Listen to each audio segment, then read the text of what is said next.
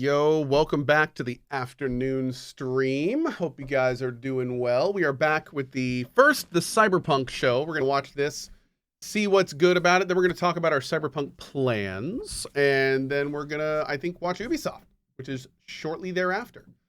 So, without further ado, let's go ahead and check this out. Also, there may be some extra noise. They're doing a lot of work, like, right above my head. So. Hello, everyone. Recently, you saw the official trailer for Phantom Liberty. Ubisoft in an hour. Today, we have a special treat. I sat down with narrative director Igor Sozinski, and together, we took a deep dive into some of the cool new stuff we showed off in the video. If you missed the trailer, let's start by watching it first. Did I get my network stuff? There's gotta be a way I got a out 10G card, so it's working fine. Johnny, I'm dying. There's nothing can stop that.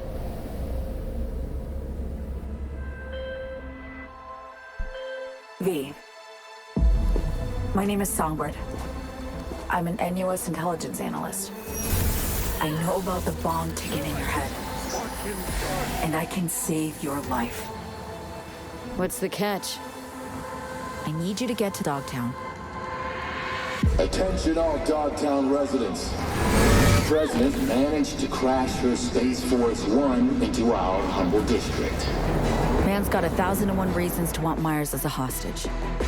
Sleeper agents. Time to wake them up. So NUSA's tossing us back into the fray, huh? Stay sharp. We're in the wolf's den. Nilfgaard.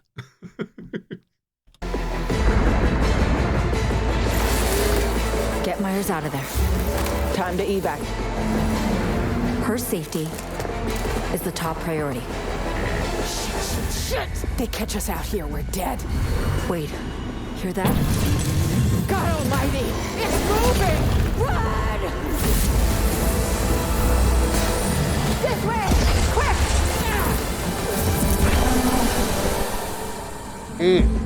Someone ratted us out. You know, V, treason ain't ever black and white. It's a charade, V. Wherever she goes, people get hurt. Bodies drop. Just want what Songbird promised me. The cure. The situation's changed. Need to know if you're with me. Illusion of freedom draws in the desperate. Pick your truth, V. Come on, got iron in your head. Gotta put it to someone's head. Pull the trigger. If I don't do anything, and do it soon, I'll die.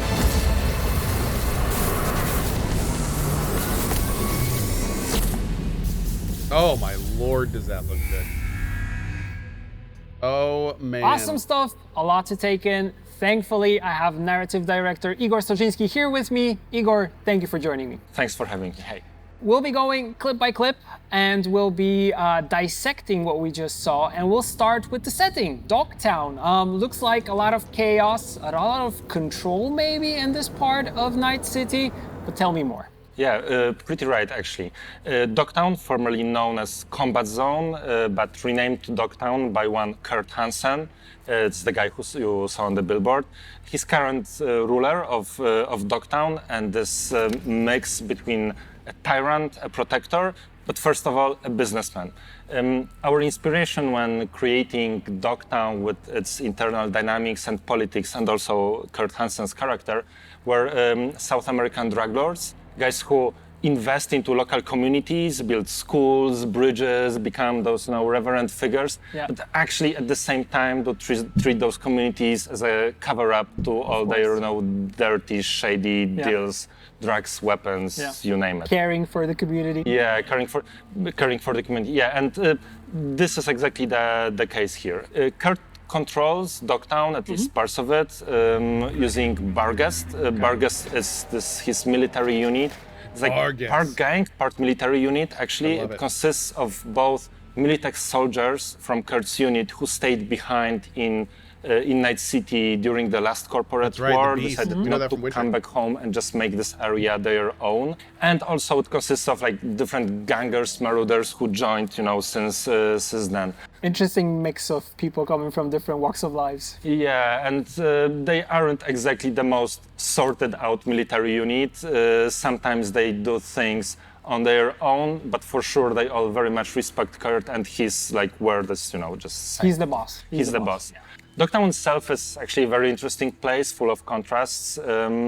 Is this weird mix of, as you said, like authority and anarchy. You have areas which are controlled by Barghest and also like safe in a way. You can find, rave parties under the stars in other places. Other places are just so dangerous that almost no one goes there, and it's very easy to get killed there. Trauma doesn't come to Dogtown Not surprised. because it's too dangerous. There you go. Actually, the whole district was supposed to be this kind of like paradise entertainment / casino hotel strip, but the whole development was interrupted by the war, and now you have this. It's more like a squat mixed with the free trade zone, and this free trade is actually a big selling point of Dogtown, let's say, because it's a place free of corpos, but most importantly, free of corpo taxes. Yeah. So if you want to do some kind of deal, Dogtown is the place. On the black market here, you can find all kinds of stuff, from some weird tech you wouldn't find even in Kabuki as custom, custom cyberware, to stolen corporate equipment, to even if you are coming from a different part of the world and you need it for your internal needs, a tank. Yeah, would you like one? Yeah, me totally. I could always use a tank. But yeah, don't get your hopes up. You cannot buy a tank and go with Johnny and go to Arasaka Tower and destroy everything. Don't even think about it. But it is a place if you're in pretty much in the market for something like this, you can get it. Yep, this is the place. Crazy. And also awesome at the same time. Let's move on. We're seeing a character appear throughout this video, and she is called Myers. She seems to be a prominent figure. Like, what can you tell me about her, and what's her relationship to V, or the player in this case? This is President Rosalind Myers, president of NUSA, right now in a bit of a pickle due to the crash landing of her Space Force One inside Dogtown. She's, as all characters we try to create, we try to give them like different aspects to them, so they're just not like a function, This is the president who gives orders, and we try to look for different like faces and aspects in Myers too. Yeah. So she's a former Marine, a soldier, a very. She looks like she's capable with a gun. She's very capable. She's a badass actually, but maybe even for her, the whole Barghest forces and whole Dogtown against her is maybe even too much for her. And this is where V comes in to help her get out of there. But it's not the only, like face of Myers, let's say. She's also a very capable and like logically thinking politician. At the same time, she has this human aspect to her, and like there will be moments where like emotions take over, let's say. So I hope players will find her like a complex and interesting character. Yeah, she looks freaking amazing. Okay, next up we have some giant thing waking up, and what is that thing? Looks scary. Am I supposed to be afraid of that? Well, you might. Yeah, this is Militech Chimera. It's part of this Militech equipment left behind during the last corporate war. A remnant, you could even say a ghost of the past, actually. But maybe some things shouldn't be left behind, because in the wrong hands they can cause a total mayhem, which might be a case in this. In here as well. Chimera is equipped with all kinds of weapons and might or might not be obstacle on these adventures. Yeah, it looks like it's gonna be a challenge. We'll see. He just did the eyebrows and that's it. Okay, I get it. Next up, star power. Idris Elba, aka Solomon Reed, important character for this story, but how important and what's his relationship to V? One of the most important, actually, I would say that together, with Reed, V, and Songbird are like three most important characters here. Reed is this kind of guy that if you want to change a government in another country, this is the guy you send there, and it just kind of happens. No one ever finds out how. Nice. And but it did happen.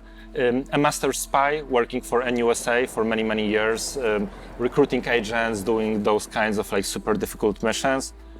around 7 years ago, put on a back burner, became a sleeper agent, and now, during the does that course look of Phantom good. Liberty story, he's woken up again, and Nice. will be working closely with V on a mission in Mission Dogtown.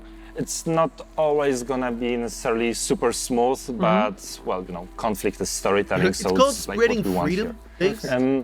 And as with Mayers and any other character, like we try to create a complex, layered character, even more so with such an amazingly cool actor as Idris Elba to play him like you want to, you know, get the most out of him.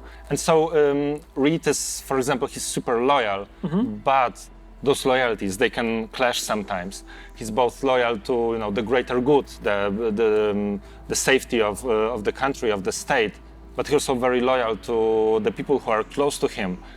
And at the same time, there are like certain principles inside him which he also wants to stay true to. And those loyalties, sometimes they might I love that. pull him into different directions, push and pull and so on, and he will be facing some difficult choices, which V will also have a chance to like affect. Yeah, it's amazing that you mentioned this because whenever you guys create characters, I feel like they have, like you said, like different directions that are kind of pulling on them, and they're not very like linear. They're not like, okay, this is my one loyalty and motivation. There's multiple things, which makes them more relatable and makes them more human in this case. It's also an interesting part of like writing process, really, because first when you create characters, usually they are a little bit more like functional or like a little bit simpler, but then with every dialogue you write, every rewrite, every iteration of the story, they kind of become like full and become their own characters in a way. And in the end, you feel it's actually a person and not just this like design you made. And I think we went through this path with I started to Reed as return well. they're planning my return. Amazing, Yes. amazing stuff. I can't This wait game, for players absolutely. to We'll talk actually about it at the discover it end. for themselves and have their own opinion on the character, because I feel like opinions about characters is something that we're kind of known for and something that the community always dissects and then has like these, you know, discussions on social media talking about like, do I like this character or dislike this character? So it's something really, really This cool. is what I'm really hoping for in this case. Yeah, perfect, perfect. All right, moving on. Next up, we have a character changing her appearance, and this is something that we haven't seen before. Is this something just kind of playing into the spy genre, spy theme of the expansion? What I really love about games is that they are usually just much bigger than movies, just in terms of like pure runtime of hours to spend with it. Yeah. And so you don't really want to spend all this time just like in just one one approach, one angle to it. And spy thriller is a very like potent and rich genre you can take from different places. And there are like different fantasies to it.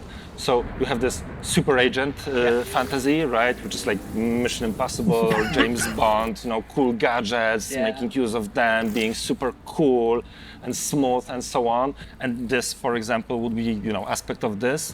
But we also got inspired by many like other things. You can have different approaches.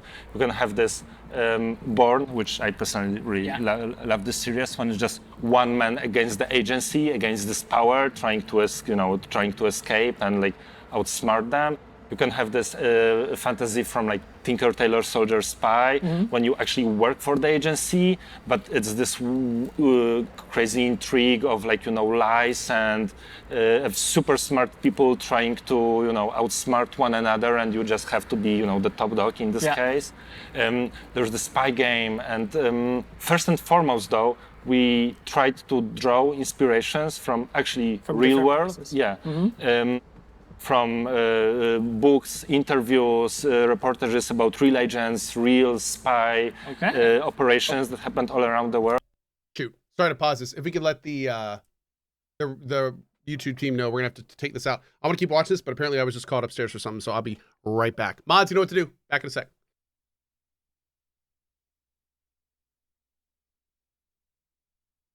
All right. Thanks, y'all. Okay. We always in our games try to create this like grounded base.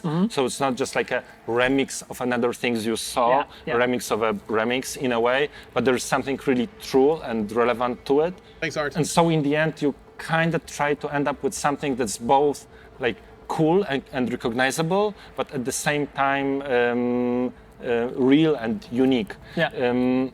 And also the setting, right? Night City also is something, and actually Cyberpunk as a genre kind of plays into this because the high tech and also kind of everything being kind of dark, it kind of plays to the whole thing. Plus then you, like you said, you have the movies, you also have real spies, so actually real people who worked in the field, and you're also pulling from all these directions and adding the cyberpunk motif and theme to it and actually building this something that is familiar yet different at the same time. Yeah, exactly. In the end, we want to end up with something new and unique and fresh, and like I'm always looking for something that hasn't been done before, and like, or maybe not in this way. And we try to put our own spin on this. We added even a little spice of 80s and 90s action movies, which I think make it all a little bit more just dense and exciting. And yeah, I hope it worked out. Last question and last clip that we're seeing, a character that we see appear quite a few times throughout the video that we just saw.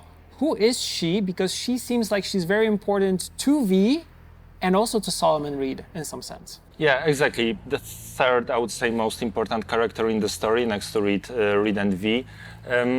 Personally, my favorite one. Idris would like a I word. think it's because she is just, for me at least, she feels so similar to V in certain ways. I always imagine that maybe in another universe it could be actually V who's working for NUSA and Songbird being the street punk, really. And I hope players will perceive her, that was at least our goal, as kind of a mirror to V and to themselves, that by interacting with Songbirds they will gain a new perspective on V's motivations, V's actions, V's goals, and yeah, it will just like make Songbird somehow interesting to them. But actually, you played the game, so like, what was your take on her? Actually, it's one of the characters that I instantly fell in love with, but I also see that she might be a character that some players might not enjoy, because she also has a lot of layers to her and the motivations and what she does, and also how she's kind of interacting with V can be seen as helping or maybe not exactly. I don't want to spoil anything. But yeah, she seems to be kind of like this divisive character. Yeah, and actually we had plenty of internal tests. Our whole, not only dev team, but everyone in the studio playing the game. True. And we're asking people how they felt about different characters. And in regards to Songbird and actually many other characters, which I'm very happy about, she was divisive. Like some people were like, "Oh, I just sympathize with her so much. She's, you know, she's my kind of person." And others were like, "I absolutely don't understand her and like don't want to support her in any way." And I think it's great. Actually, I'm really happy about it because I think like really good characters don't have to be exactly always likable. You have to be able to understand them and empathize with them. You don't have to like them. And it's just like with real people, right? It's not like everyone likes everyone. We are different. Exactly. And this is where the magic is, I think, of like being real. Yeah, that's something that we actually talked about before. This is what makes characters real and relatable, that they're human. Like they have different motivations. They are, you know, they're not, like we said previously, they're not linear. They have different things that are pulling them from different directions. And that's what makes it really, really cool. Yeah. Yep. Yeah. Igor, amazing stuff. Thank you you so much for diving with me into the narrative part. Super interesting. It's really also good to know that you like when players are, you know, not agreeing in terms of like who they like or dislike. So that's also very important. Thank you for joining us. I hope you enjoyed this exclusive deep dive into the official trailer. There will be more information coming about the expansion, so stay tuned to learn more. I was kind of hoping this was going to be about all the new features and upgrades and stuff. I didn't realize it was just mostly like story and characters. But that's cool. It was still fun. That was still definitely worth a watch. That was fun. So okay, let's talk about this because I have some new information, and I think I'm gonna do it differently. So here is the deal. This morning I made a tweet at two people that have been working extensively on this project. And my question to them was, with all the changes and stuff, do I have to / would I want to do a new playthrough or start a new playthrough before the patch comes out? And here is the answer I got. The answer is I can start a new playthrough before the expansion comes out. However, both of them recommended that I wait until the new one comes out if I want the full dichotomy of I played this game when it was released, and now I want it to see it in its full glory with all the changes now. So as I'm one of the people, probably one of the few people, that actually 100%ed this game on release, I think I'm going to take this opportunity to revisit the game, possibly in the same fashion, after the expansion releases. So what that means, unfortunately, is that I won't be doing the brand new content on release day. That's the only thing that kind of sucks here. You can't directly go into the new DLC content. It's floating around that you have to be around level 20, which isn't that far in. But I think that's what I'm going to do. I understand that because of that, we might get there. If there is anything to be spoiled, we may get some spoils. And I hate to say it, depending on how many other people revisit this, that may means we need to do some spoiler sub mode, which sucks. As you guys know, I hate that.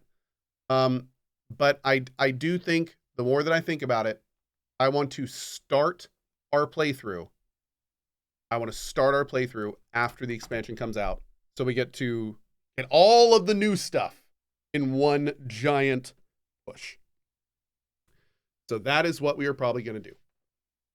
So consider that announced. We will be starting a brand new run on the release of the Cyberpunk DLC, and then of course doing everything there is to do. Everything there is to do in the Cyberpunk DLC. I'm not 100% sure, but I think my new playthrough will be the female V, I think. But at the same time, we'll just see how I'm feeling. I don't know. I know that I'm not going to do Corpo again, but I do think I want to do the female V with a really nice tush, and probably do like either Nomad or Street Kid. So yeah, I did Corpo the first time, so we're not going to do that. But yeah, I think that is probably our plan. So that's what we're going to do. I think we'll probably do Fem V with probably Nomad, I'm guessing. Or maybe Street Kid. And we will go from there. Cool. There you go. Consider that announced. Consider that announced.